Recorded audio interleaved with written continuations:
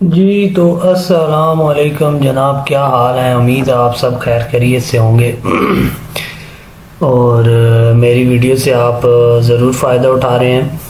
ठीक है, मैं काफ़ी दिनों बाद ये वीडियो अपलोड कर रहा हूँ क्योंकि मेरी तबीयत भी थोड़ी ख़राब हो गई थी, और दूसरा मैं थोड़ा रिसर्च कर रहा था कि कौन सा आगे देखा जाए कि जिसमें सबसे ज़्यादा लोगों को फ़ायदा हो सके। तो अभी जो आज जो मैंने टॉपिक सिलेक्ट किया है वो है ऑस्ट्रेलिया। ऑस्ट्रेलिया का ये वीज़ा है, सब क्लास है इसकी 476, जिसे आप कहते हैं स्किल्ड रिकग्नाइज्ड ग्रेजुएट वीज़ा। ठीक है, अब इसमें मैं थोड़ा इसको ना और जूम कर देता हूँ ताकि आप लोगों को सही अच्छी तरीके से ये नज़र भी आ जाए स्क्रीन में। ठीक है, ये सब क्लास 476 है, स्किल्ड रिकग्नाइज्ड ग्रेजुएट वीज़ा। अब इसकी तरफ हम चलते हैं और इसको पढ़ते हैं, इसको स्टडी करते हैं कि ये क्या है और ये क्या कहना चाह रहे हैं। लेकिन इससे पहले मेरी आप लोगों से रिक्वेस्ट है कि मेरे चैनल को सब्सक्राइब करें, मेरी वीडियोस को लाइक करें, शेयर करें, और मुझसे जो आप पूछना चाहते हैं वो आप कमेंट में मुझसे आप रब्ता करें, मैं आपके हर कमेंट का जवाब दूंगा। और उसके बाद मैं आपसे ये बोलूँगा कि मेरी वीडियोस को ज़्यादा से ज़्यादा व्यूज़ भी दें और उनको समझें और इससे फ़ायदा उठाएं। अभी टाइम है विदाउट कंसल्टेंट्स जाने का। ये जो स्कीम जो अभी मैं आपको बता रहा हूँ, ये वो स्कीम है कि जिसमें आपने खुद ये सब कुछ करना है। इसमें आपको कोई जॉब ऑफर नहीं चाहिए, कोई कुछ भी नहीं चाहिए। बहुत ही आसान और बहुत ही ईजीएस्ट ये उन्होंने स्ट्रीम निकाली है, जो हमारे जो कंसल्टेंट्स हैं वो बताते नहीं हैं। ठीक है, तो आइए अब इसकी तरफ चलते हैं। This visa allows recent engineers graduates to live, work or study in Australia for up to 18 months. You must have completed a degree of higher qualification from a specified institution within the past 2 years and be under 31 years of age. ठीक है, वो ये कह रहा है कि ये जो वीज़ा है ये आपको अलाउ करता है इंजीनियर्स को, स्पेशली जिन्होंने इंजीनियरिंग अपनी डिग्री की हुई है, और ये आपको रह भी सकते हैं, काम भी कर सकते हैं और स्टडी भी कर सकते हैं इस वीज़े पे अप टू 18 मंथ्स। 18 महीनों का ये वीज़ा है। ठीक है, इसकी क्वालिफिकेशन वो बता रहा है अभी कि 2 साल पहले आपने मतलब आपकी डिग्री को किए हुए 2 साल हुए हों, ठीक है, इंजीनियरिंग में, और आप 31 ईयर से कम हो। ठीक है, ये तो इसका था ओवरव्यू। अब इसके ओवरव्यू की तरफ चलते हैं। अब इसमें ये बता रहा है stay usually up to 18 months, आप 18 महीने इसमें स्टे कर सकते हैं इस वीज़े में। With this visa you can, इस वीज़े में आप वर्क वीज़े में भी जा सकते हैं, अपना वर्क परमिट अगर आपको उधर से मिलता है वो भी ले सकते हैं। आप स्टडी वीज़ा में जाना चाहते हैं, स्टडी वीज़ा में चले जाएं। अब इसकी कॉस्ट क्या है? फ्रॉम ऑस्ट्रेलियन डॉलर 465, मतलब 465 ऑस्ट्रेलियन डॉलर इसकी कॉस्ट है। ठीक है, और आपने ये वीज़ा अप्लाई कर देना है। अब इसके साथ क्वालिफिकेशन क्या है? You must be under 31 years of age, आप 31 साल के अंदर अंदर होने चाहिए। Have completed an engineering degree at a specified educational institution in the past 2 years, कि आपके पास इंजीनियरिंग की डिग्री होनी चाहिए और वो भी रिकग्नाइज्ड हो। ठीक है, अब इसमें हम इसके ऊपर अगर क्लिक करें एलिजिबिलिटी के ऊपर, ये जो मैं आपको फिर बैक जाते हैं मैं आपको दिखाता हूँ, 1 मिनट।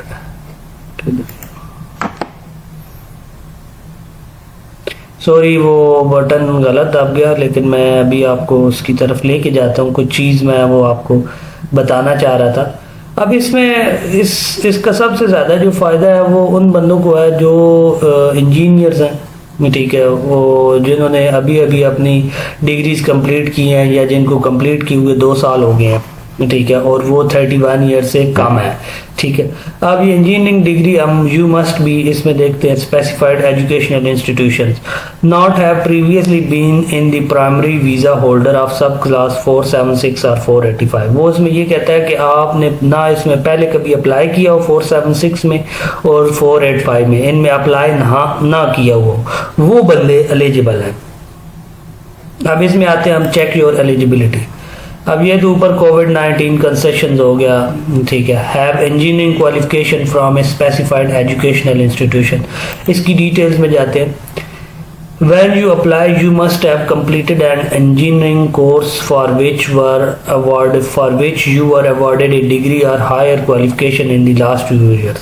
2 साल पहले मतलब आपने इंजीनियरिंग का कोई भी कोर्स किया हो, ठीक है, आपके पास डिग्री हो। इसमें डिग्री कौन कौन सी है? बैचलर्स डिग्री है, मास्टर डिग्री है, डॉक्टोरल डिग्री है, पोस्ट ग्रेजुएट डिप्लोमा। ठीक है, अब ये जो इसने 4 डिग्रीज बताई हैं, ये किस में होनी चाहिए? स्पेशलिटी क्या होनी चाहिए? This qualification must be in engineering discipline, ये इंजीनियरिंग डिसिप्लिन में होने चाहिए। आपकी सिविल इंजीनियरिंग हो गया, स्ट्रक्चरल इंजीनियरिंग हो गया, केमिकल इंजीनियरिंग हो गया, इन्वायरमेंटल इंजीनियरिंग हो गया, ठीक है, इलेक्ट्रिकल एंड इलेक्ट्रॉनिक्स इंजीनियर हो गया, फिर उसके बाद mechanical, production and plant engineering होगी, माइनिंग एंड मटेरियल इंजीनियरिंग होगी। ये ऑलमोस्ट सारे इंजीनियर्स जो हैं वो सारे इसमें आ जाते हैं, ठीक है। फिर उसके बाद एजुकेशनल इंस्टीट्यूशंस जो बताए गए हैं वो कहाँ कहाँ से होने चाहिए? You must have completed your engineering qualification at a specified educational institution. Any institution offering an engineering qualification accredited under the Washington Accord is a specified institution. इस Washington Accord के अंदर वो registered होने चाहिए। तो जो पाकिस्तानी हैं उनको तो वो PEC से registered होना वो ज़रूरी है। If you studied at an institution or college that is affiliated with the Washington Accord qualified, you would not satisfy this requirement। मतलब ये उधर का वो बता रहा है इसमें, ठीक है। अब there may be exceptions where the course is offered outside a signatory jurisdiction by the institution whose home campus is in a signatory country. Applicants should provide evidence via their institution that this arrangement is recognized. We will also accept an engineering degree or higher qualification। ये यहाँ से भी ये engineering degree वो accept कर रहे हैं। Tanzania, Sweden की लिस्ट दी हुई है, ठीक है, इन यूनिवर्सिटीज़ की। पीपल्स रिपब्लिक चाइना के है, तेहरान का है, ईरान का है, इंडिया की दी हुई है, हंगरी है, यूनिवर्सिटी ऑफ हैनोवर ये जर्मनी की है, चिली की जो यूनिवर्सिटी है, ब्राज़ील और अर्जेंटीना है, ठीक है। एक तो ये हो गया। फिर आपका वो कह रहा है बी दिस एज, आप 31 ईयर्स में हो, have not held this visa, आपके पास कोई ऐसा वीज़ा ना हो फॉर जिसकी सब क्लास 485, 476 आर स्किल्ड वीज़ा, ठीक है। Meet our health requirement, health requirement क्या होनी चाहिए आपकी? आपकी हेल्थ जो है वो इसमें ये बता रहा है आपको, health related, who needs health examinations, when to have health examinations, what health examinations you need, how to arrange health examinations, what will happen at your health examination appointment, after your examination, health undertakings and health waivers, why you must meet the health requirements। इसमें ये बता रहा है making sure visa applicants meet the health requirement, protects the Australian community from, वो मतलब ये आपके वो बता रहा है, ठीक है। लेकिन इसमें आपको इसमें यहाँ से पता चल जाएगा कि आपको किस किस को हेल्थ की एग्जामिनेशन चाहिए। ज़ाहिर सी बात है हमारे कंट्रीज़ को तो लाजमी चाहिए, पाकिस्तान, इंडिया, बांग्लादेश, ये सारे उसी में आते हैं। provisional applicants, permanent and provisional applicants, check if you need to have a health examination, temporary visa applicants, you had health examination in the last 12 months, streamlined requirements for temporary visa applicants, permanent and provisional, ये the visa you are applying for, how long you plan to stay, what you plan to do in Australia, the country you apply from। अभी हम यहाँ से इनको बताते हैं जी हम कहाँ से अप्लाई कर रहे हैं, ठीक है। अब इसमें देखें कि medical examination under 2 years 11 or more but under 15 years of medical examination, chest x-ray है, HIV टेस्ट है, सीरम केराटिनिन EGFR टेस्ट है, ठीक है। अब in some situation you might need to, मतलब आपने ये वाले 4 ये भी टेस्ट कराने हैं आप 15 ईयर्स से जो ऊपर है बंदे, ठीक है।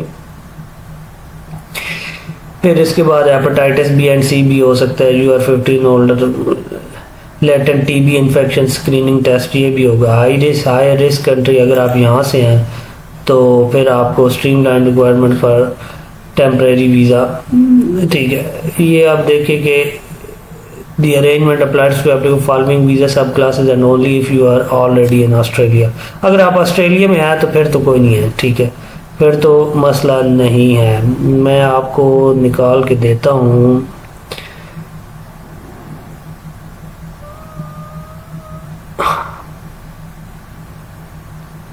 ये जो कंट्रीज हैं ये इनकी लिस्ट दी गई है, जिसमें क्या कहते हैं जिनको लो रिस्क में है टीबी टेस्ट में। तो जाहिर सी बात है, अब आपको क्या करना होगा कि आपको टीबी टेस्ट भी करवाना होगा, और आपको क्या कहते हैं हेपेटाइटिस बी टेस्ट भी होगा, टीबी टेस्ट भी होगा। ठीक है, ये सारे आपके टेस्ट होंगे। ये 4 तो medical examination, chest x ray, HIV test, serum ये वाला टेस्ट होगा, hepatitis B and C test होगा। लेकिन आप फॉर सेफ साइड आप ये सारे टेस्ट करवा लें, कोई इतना बड़ा मसला नहीं है। ठीक है, तो इसमें आप अपना टीबी टेस्ट भी करवा लें, हेपेटाइटिस बी सी ये दोनों, ये भी। और अब मैं आपको ये भी बता दूं कि ये होने कैसे हैं। ठीक है, ये इसमें यहाँ पर इन्होंने ये दिया हुआ होगा changes in your Emmy account. यहाँ पर जब आप इसका अपना अकाउंट बनाएंगे, ठीक है, temporary in Australia will not be required to enrol. अगर आप ऑस्ट्रेलिया के अंदर हैं तो फिर आपको वो उधर ही वो बताएंगे। अब इसमें होगा क्या, ठीक है, कि ये जो जब आप एप्लीकेशन अप्लाई करेंगे, ठीक है, उसमें फिर आपका वो अपॉइंटमेंट आएगी, और वो उस अपॉइंटमेंट में आपको वो बता देंगे कि आपने किधर जाना है। ठीक है, अब इसके बाद आगे हम चलते हैं कि इसमें और क्या रिक्वायरमेंट है। अब ये हेल्थ वाला तो हो गया कि मतलब आपने HIV टेस्ट कराना है, EGFR करानी है, सीरम कराना है, टीबी टेस्ट कराना है, हेपेटाइटिस बी एंड सी वो टेस्ट करवाने हैं। ठीक है, और क्या है, अब इसमें आगे और चलते हैं। इसके बाद have not meet our health requirement, फिर आगे मीट अवर कैरेक्टर रिक्वायरमेंट। ठीक है, अब कैरेक्टर में क्या है, character requirements for you must be good character to visit or live in Australia. This means you must meet the character requirements and remain of good.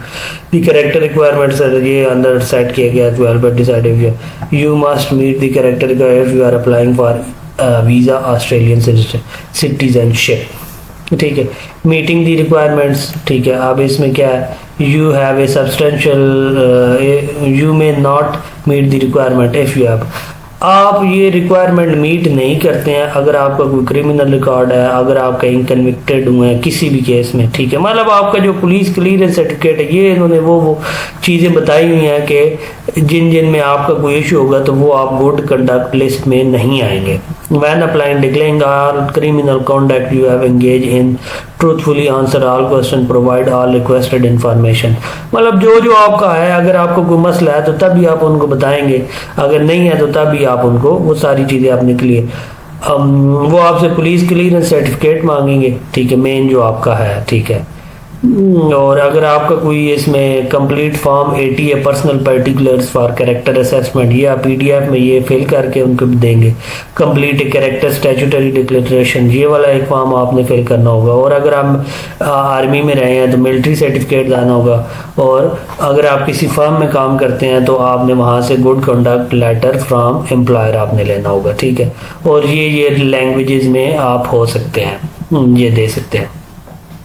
ठीक है, अब इसके बाद आगे आ जाता है अगली क्या चीज़ आ जाती है, गुड कैरेक्टर के बाद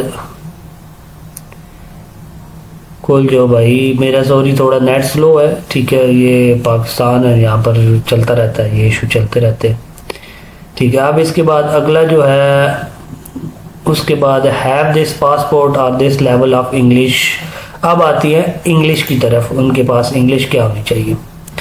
इंटरनेशनल, अगर आपके पास आइल्स है तो आपका जो आइल्स है वो overall score of at least 6 with minimum score of 5 for each of the 4 point. मतलब आपके जो ओवरऑल जो है वो 6 होना चाहिए, और किसी भी मॉड्यूल में 5 से कम बैंड नहीं होने चाहिए। ये तो बहुत ही अच्छी खबर है कि आप इसमें इजीली हर बंदा इसमें जा सकता है। फिर अगला जो टेस्ट है वो टॉफल IBT है, इसमें भी ये बताया गया total score of at least 64 with a minimum score of 4 for listening, 4 for reading, 14 for writing and 14 for speaking। ये उन्होंने ये टॉफल की दी है। पीटीई भी चल जाएगा एकेडमिक, ठीक है। ओवरऑल आपके 50 होने चाहिए with minimum score of 36 for each of the 4 parts, ठीक है। 36 ईच में होने चाहिए मिनिमम, और ओवरऑल 50 हो तो वो भी एलिजिबल हो जाता है।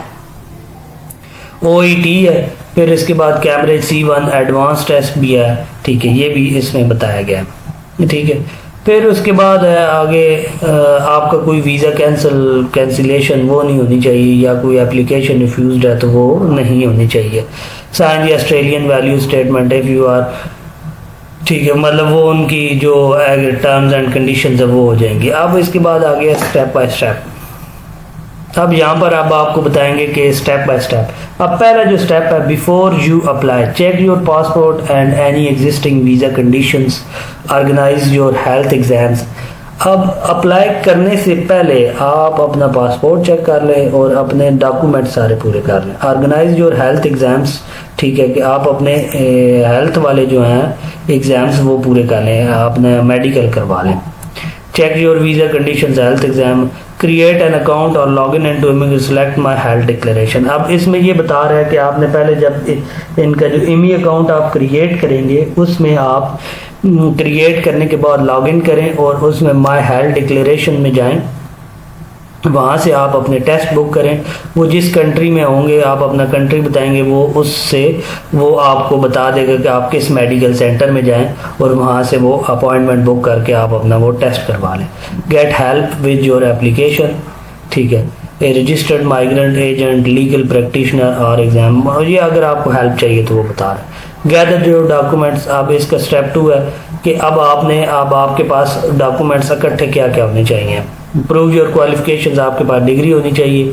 इंग्लिश लैंग्वेज एबिलिटी, आइल्स से जो भी आपका है वो होना चाहिए। Identity and relationship, you will also need to provide documents for your partner और एनी डिपेंडेंट चाइल्ड। अच्छा, इसमें एक और चीज़ ये भी है कि आप अपनी फैमिली के साथ भी जा सकते हैं, ठीक है। फैमिली में डिपेंडेंट चिल्ड्रन है और वाइफ या हस्बैंड जो भी आपका, वो दोनों में से कोई एक जो भी डिपेंडेंट बनेगा वो भी, उनके भी आपने डॉक्यूमेंट्स देने हैं। आप उनके लिए प्रूव योर आइडेंटिटी, उनके पासपोर्ट लग जाएंगे। आइडेंटिटी डॉक्यूमेंट्स क्या हैं, ठीक है। We need proof of your ID if you can't prove your identity, हमें आपके वो चाहिए होंगे। आईडी कार्ड है, पासपोर्ट है, ठीक है। फिर उसके बाद क्वालिफिकेशंस हैं, ये मोटी मोटी चीज़ें हैं। एकेडमिक ट्रांसक्रिप्ट, लास्ट डिग्री होगी और लास्ट डिग्री ट्रांसक्रिप्ट और मेन डिग्री होगी। एविडेंस ऑफ इंग्लिश लैंग्वेज होगा। Character documents, police clearance certificate हो जाएगा। If you are getting help, वो आप किसी कंसल्टेंट के थ्रू कर रहे हैं तो वो अपना लगाएगा। पार्टनर के डॉक्यूमेंट्स सेम इसी तरह पार्टनर के भी हो गए documents. Character documents, marriage certificate, FRC MRC, वो सारी चीज़ें वो लग जाएंगी। अब इसमें आपने इसमें जो मेन चीज़ है वो ये है कि आपने जो पार्टनर का वो शुरू करना है, उसमें आपने ये देखना है कि इसको कैसे प्रूव करना है। जॉइंट बैंक स्टेटमेंट होनी चाहिए, आपका कोई बिल या कोई एक चीज़ ऐसी होनी चाहिए जो आपके वाइफ या हस्बैंड के नाम पे दोनों का एक वो जॉइंट अकाउंट बना हुआ हो, जॉइंट अकाउंट हो, जिससे ये पता चले कि हाँ भाई ये इस एड्रेस पे या इतने साल से ये इकट्ठे रह रहे हैं, ठीक है। इसी तरह dependent children, dependents under 18, birth certificates बच्चों के लगेंगे, ठीक है। और अगर अडॉप्ट किए हुए तो अडॉप्शन पेपर लगेंगे। पर्सनल वो पेरेंटल वाला, ठीक है, फॉर्म, ये वाले फॉर्म अगर वो हैं तो 18 ईयर्स के हैं तो वो लगेंगे आपके, ठीक है। और उनके आईडी कार्ड वगैरह अगर वो 18 में आते हैं तो आपने डॉक्यूमेंट्स कर लिया। अब इसमें ट्रांसलेशन का बता रहा है, ठीक है। ट्रांसलेट अगर आपके डॉक्यूमेंट्स उर्दू में हैं, किसी इंग्लिश के अलावा किसी और लैंग्वेज में है तो आपने उनको ट्रांसलेट करवाना है और वो भी नोटरी से टेस्ट भी करवाना है, ठीक है। फिर इसके बाद स्कैन फोटोग्राफ होगा, ठीक है। स्कैन और फोटोग्राफ और आपने स्कैन करके इनको डॉक्यूमेंट्स को अपने पास रखना है और ये अपलोड कर देना है।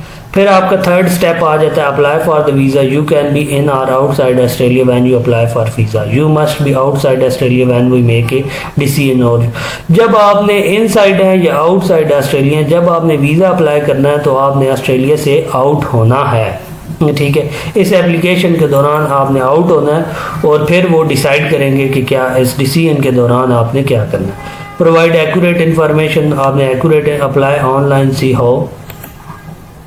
ये अब ये वीज़ा अप्लाई कैसे करना है, यहाँ पर ये सब कुछ बता रहा है। क्रिएट और login in to Immi account, इस पर क्लिक करेंगे, ये आपको एमी अकाउंट पे ले जाएगा। वहाँ पर आपने अपना लॉगिन आईडी बनाना है, फिर उसमें डॉक्यूमेंट्स अटैच करने हैं और एप्लीकेशन फ़ी करनी है, and that's job done.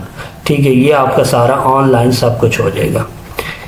Fee paid and documents attach, और हर फैमिली मेम्बर अगर आपके साथ डिपेंडेंट्स हैं तो सबका इसी तरह अलग अलग होगा। After you apply we will let you in writing we have received your application and document.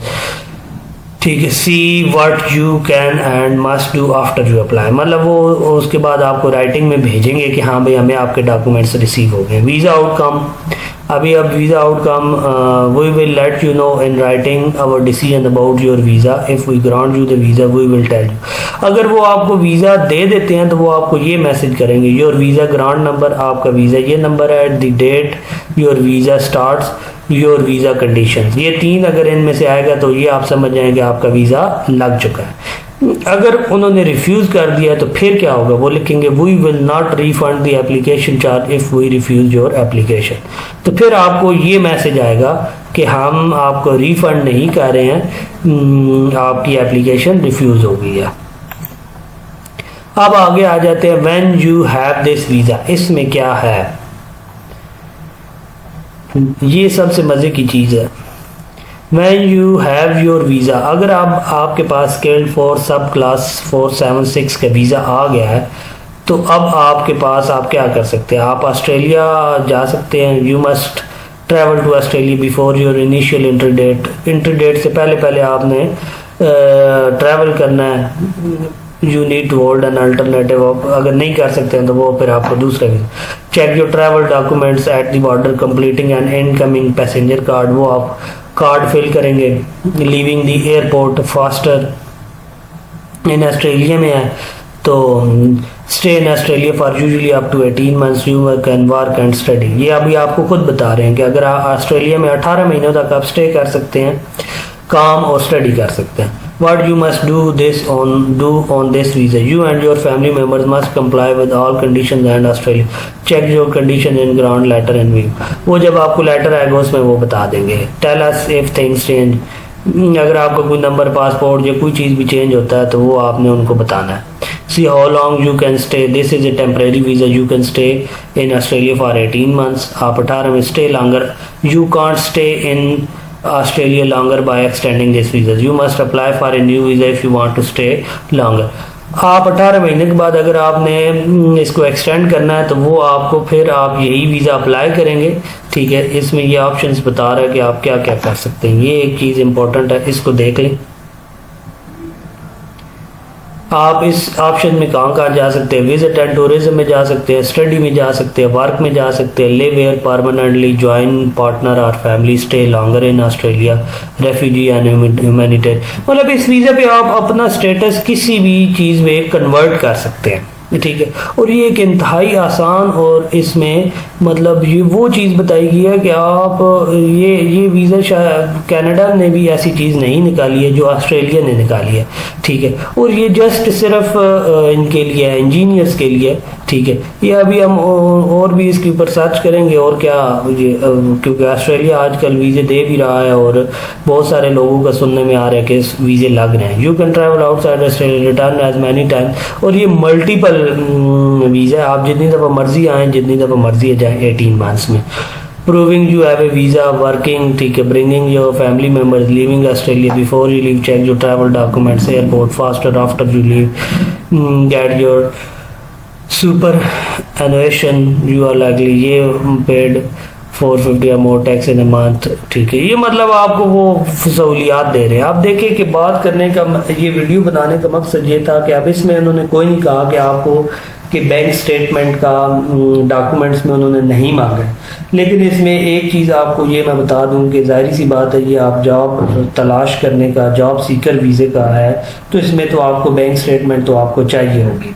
ठीक है, तो इसमें आप बैंक स्टेटमेंट जो है वो, अगर आप एक बंदा है तो मैं आपको ये बोलूँगा कि 18 मंथ्स का वीज़ा है तो इसमें आप कम अज़ कम पाकिस्तानी 25-30 लाख रुपए अपने अकाउंट में रखें, 3 महीने क्या कहते हैं स्टेटमेंट चलाएं और फिर ये वीज़ा अप्लाई करें। इसमें फिर आपको सबसे ज़्यादा फ़ायदा ये होगा कि आपका वीज़ा कंफर्म लग जाएगा। कोई ट्रैवल हिस्ट्री नहीं चाहिए, कोई कुछ नहीं चाहिए, बस आपकी डिग्री होनी चाहिए। ठीक है, आप ये उसमें अप्लाई करेंगे। ठीक है, PEC से अगर आप पाकिस्तान से हैं तो PEC से अपना वो अटेस्टेशन करवाएं, वहाँ से लेटर लें और फिर अपनी डिग्री को HEC से अटेस्टेशन करवा के तो इस पे आप एमी अकाउंट में ये कर दें। ठीक है, अगर आपके पास एक्सपीरियंस है तो एक्सपीरियंस भी अपना साथ लगाएं। ठीक है, आप यहाँ से ये सारे काम जब आप कर लेंगे तो फिर आप अपना एमी अकाउंट बनाएं और अपनी एप्लीकेशन आप डाल देंगे। इंतहाई आसान और इंतहाई सादा वीज़ा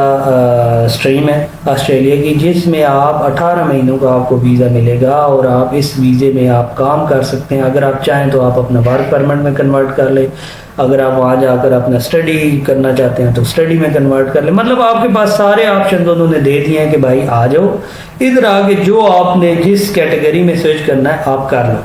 तो भाई मेरी सबसे रिक्वेस्ट है कि जितने भी इंजीनियर्स हजरात हैं वो सारे इसमें अप्लाई करें।